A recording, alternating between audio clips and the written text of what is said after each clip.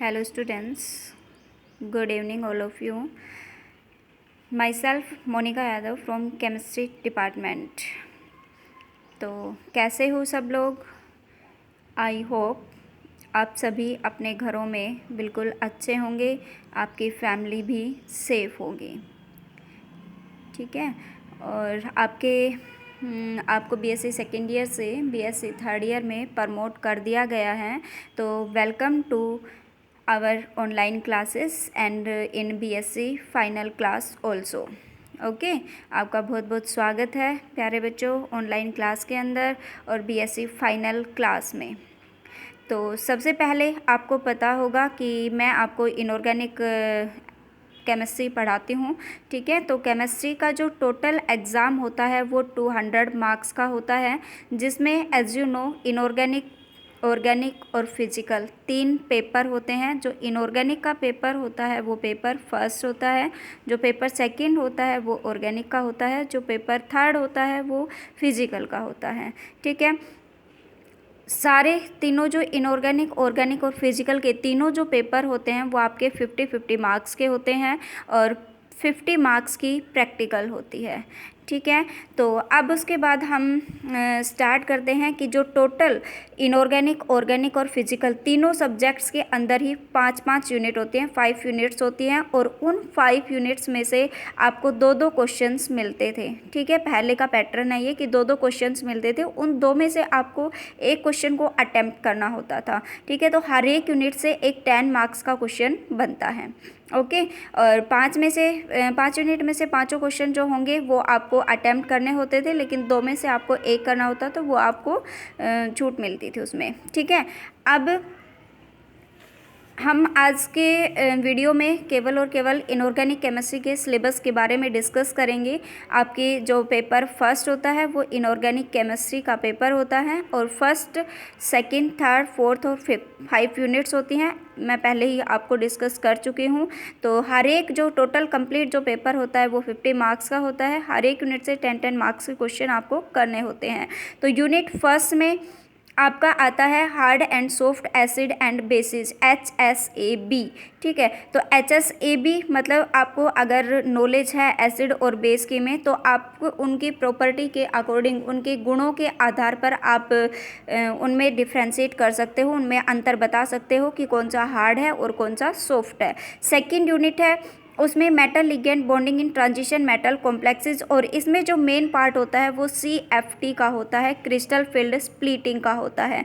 कि हमारी जो इनऑर्गेनिक केमिस्ट्री के अंदर जो ट्रांजिशन मेटल के जो कॉम्प्लेक्सेस बनते हैं वो लगभग कोऑर्डिनेशन कंपाउंड्स बनाते हैं, उप सह संयोजक यौगिक बनाते हैं। जो संक्रमण तत्व होते हैं वो उप सह संयोजक यौगिकों का निर्माण करते हैं। तो वो कैसे करते हैं, वो एक साइंटिस्ट था सिज्विक, उसने क्रिस्टल फील्ड थ्योरी के अकॉर्डिंग ये सारी चीज़ें बताई थी कि किस तरीके के कॉम्प्लेक्स बनते हैं। और ट्रांजिशन मेटल हैं वो मैंने आपको बहुत बार बता चुकी होंगी मैं क्लासेस के अंदर भी, कि जो संक्रमण जो तत्व होते हैं, संक्रमण जो धातुएं होती हैं वो केवल 3 ही टाइप के जो कॉम्प्लेक्सेस होते हैं वो स्ट्रॉन्ग बनाते हैं। कौन कौन से? Octahedral, tetrahedral and square planar, okay. तो इन तीनों के अंदर ही हम स्प्लिटिंग देखेंगे कि किस किस तरीके की जो स्प्लिटिंग होती है। ऑक्टाहेड्रल कॉम्प्लेक्सेस के अंदर कैसे स्प्लिटिंग होती है, टेट्राहेड्रल के अंदर कैसे स्प्लिटिंग होती है और स्क्वायर प्लेनर के अंदर कैसे स्प्लिटिंग होती है, ठीक है।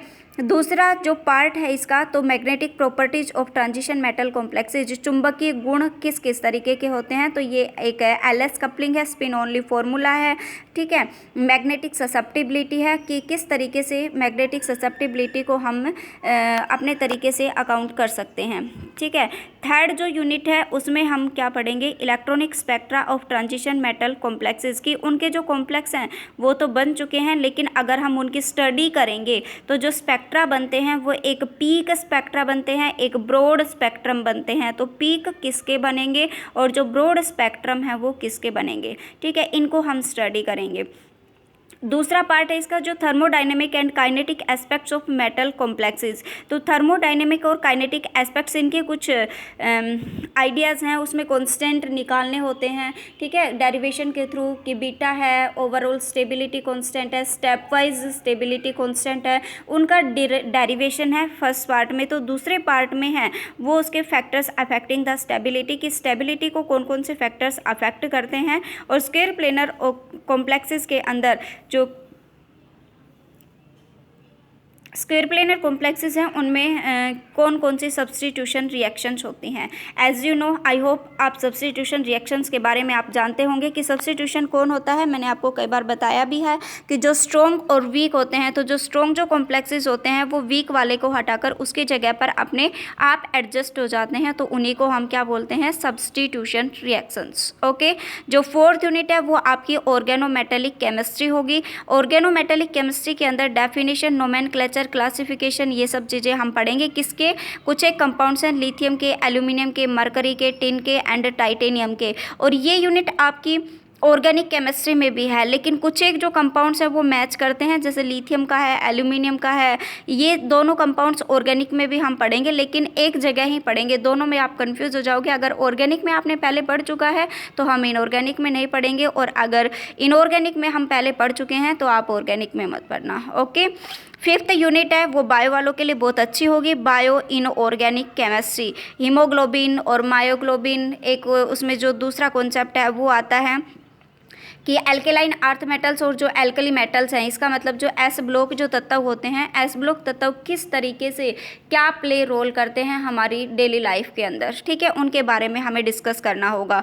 दूसरा एक कार्बोनिल कॉम्प्लेक्सेस के बारे में, कि जो कार्बोनिल कॉम्प्लेक्स होते हैं वो 2 टाइप्स के होते हैं, मोनोन्यूक्लियर और पॉलीन्यूक्लियर। तो जो मोनोन्यूक्लियर हैं वो क्या होंगे, एक जिसमें एक न्यूक्लियस हो, इसका मतलब एक ही मेटल हो, और जो पॉलीन्यूक्लियर इसका मतलब उसमें बहुत सारी मेटल्स हो, ठीक है।